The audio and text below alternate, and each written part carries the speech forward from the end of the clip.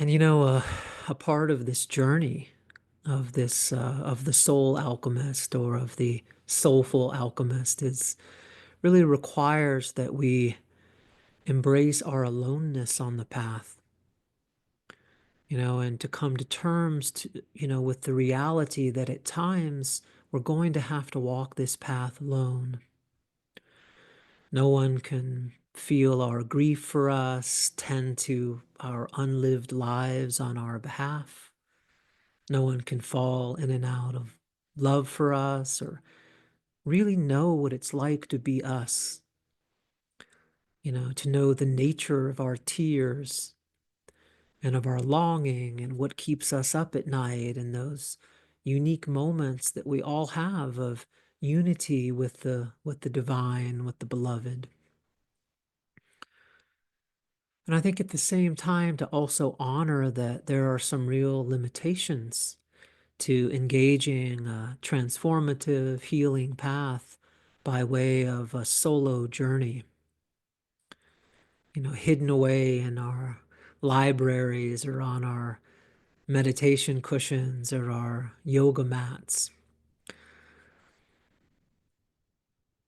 And in the language of depth psychology, we can't see our own shadow.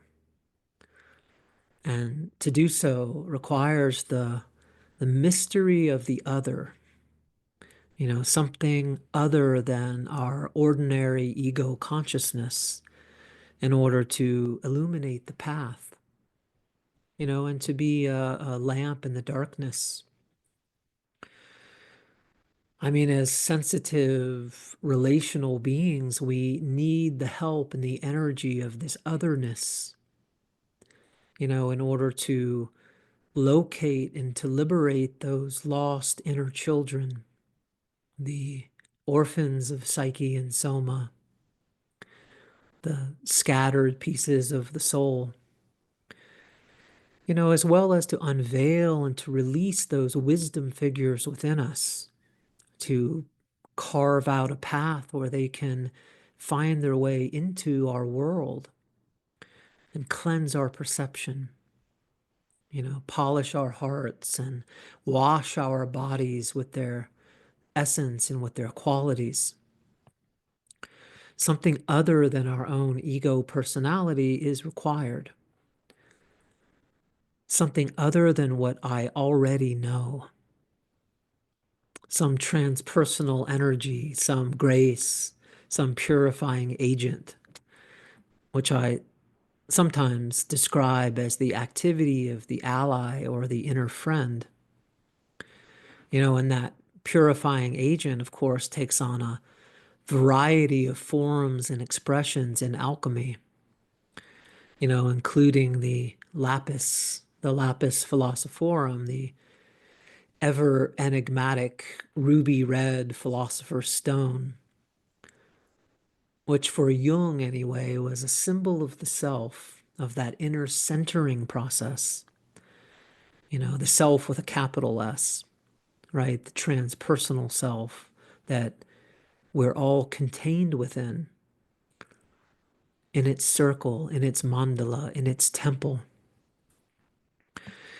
And there's a way that our deepest sensitivities, which I sometimes refer to as our embodied vulnerabilities, which are the wounds around love that we've come into adulthood with, that these emerge within a relational field. They happen relationally,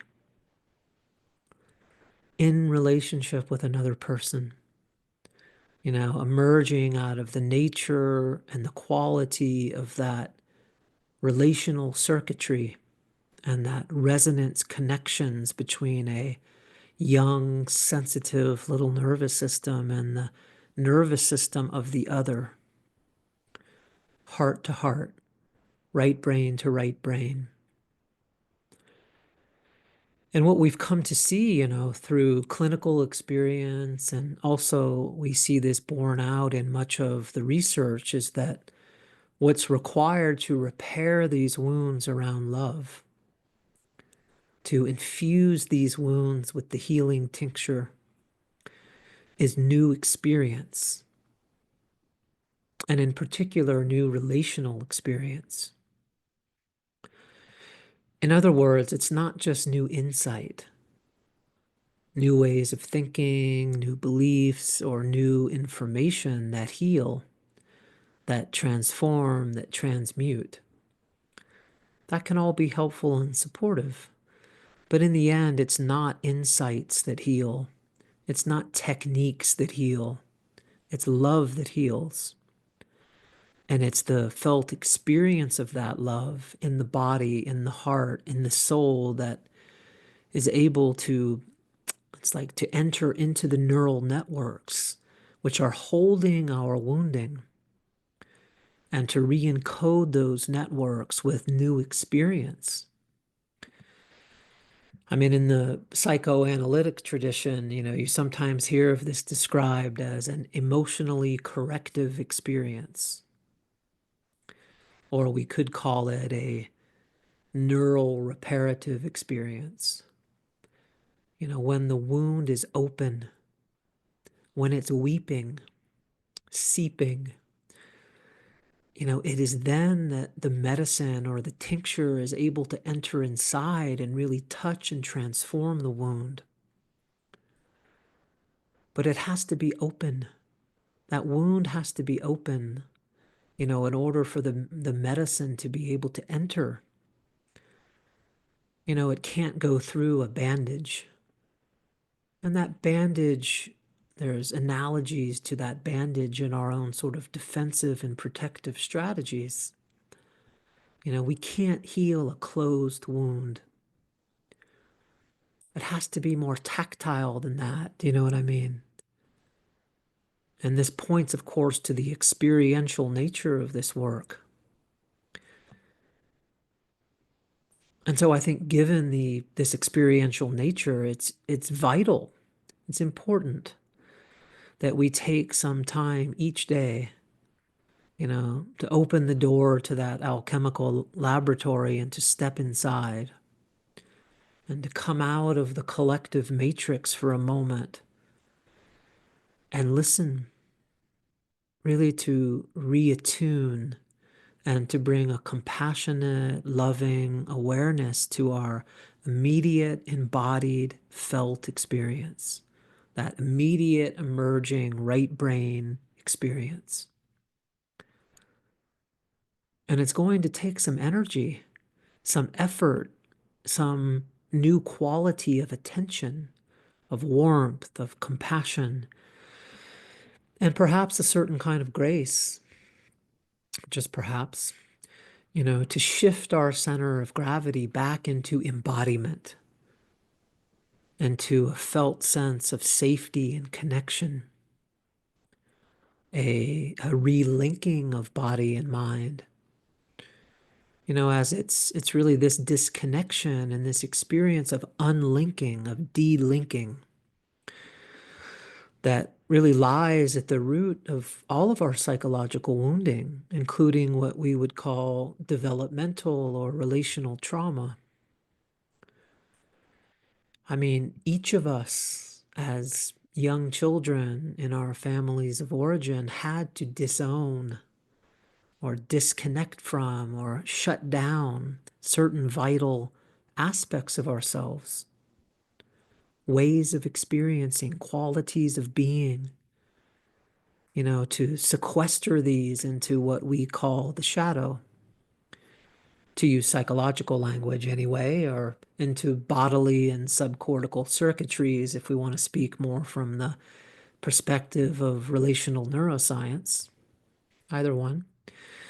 And this capacity to relocate overwhelming experience outside of the body vessel, and into underground storage, it was intelligent, it was adaptive, and in many ways still is, if we're being honest, which we really need to be. But it was the best way we knew to take care of ourselves, and we might see all of those as really early strategies of a certain kind of self-compassion.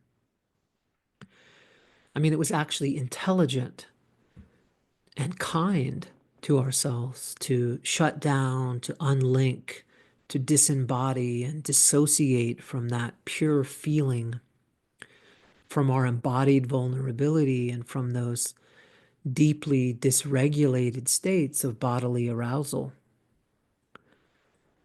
We learn to do whatever it takes. And this is that wildness, that untamed sort of creativity of the human being, to do whatever it takes to not rupture any of those bonds with our core attachment figures. Because that was our only chance to make it into the next moment and to stay safe from a survival level anxiety and panic, was to keep those attachment bonds alive.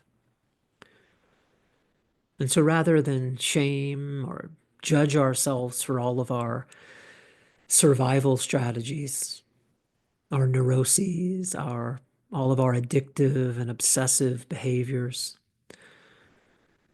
we might, just for a moment anyway, we might really honor and be grateful for the protection they provided and are still providing,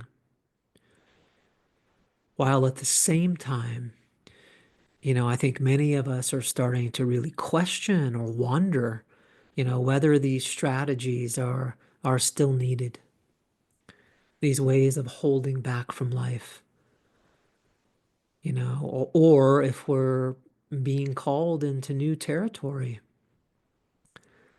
into a new way of being and participating here in the mandala of being itself, a way that's more alive, more connected, more intimate, more spontaneous, more free.